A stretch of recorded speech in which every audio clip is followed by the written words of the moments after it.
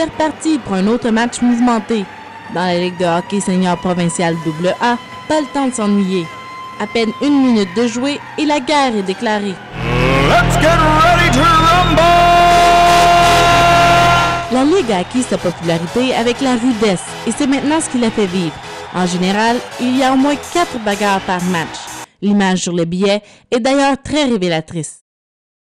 C'est sûr que moi je suis là pour faire un show, donc des combats, des petites danses qui suivent les combats, fait toujours partie du show un petit peu.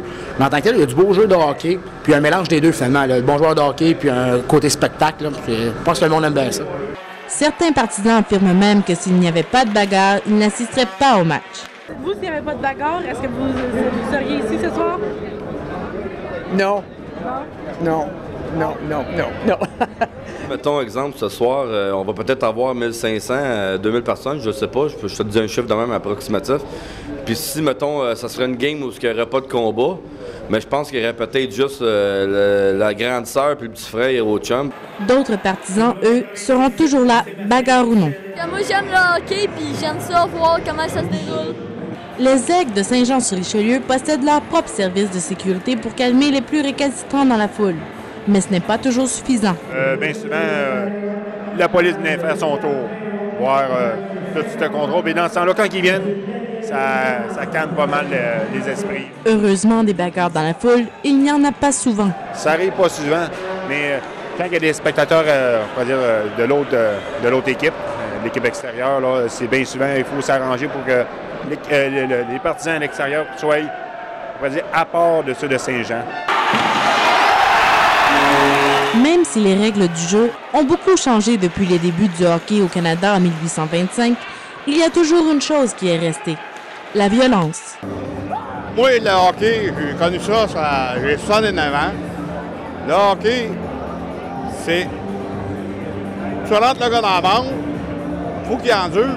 Don Cherry, en Canadian Canada, la semaine passée, lors du passage des Maple Leafs de Toronto au Forum, au Centre Bell, a discuté avec un journaliste confrère Michel Baudry et lui a dit que lorsqu'il n'y a plus de violence au hockey, il n'y a plus de bataille à la Ligue nationale, tout est à la baisse. La Ligue attire d'ailleurs les gens en qualifiant son hockey de hockey comme dans le temps.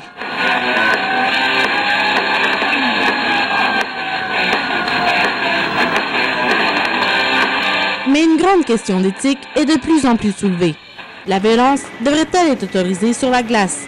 Selon plusieurs jugements rendus en cours, un certain niveau de force sur la glace est acceptable et le joueur, en enfilant ses patins, y consent. C'est assez robuste, puis c'est une ligue qui a beaucoup de show, comme on pourrait dire. Il y a des bagarreurs, puis je crois que c'est quand même un bon spectacle.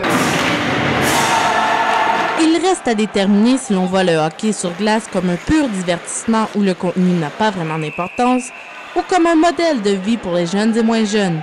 En tout cas, ici dans la Ligue de hockey senior provinciale AA, malgré de très bons jeux, c'est plutôt de la boxe sur glace.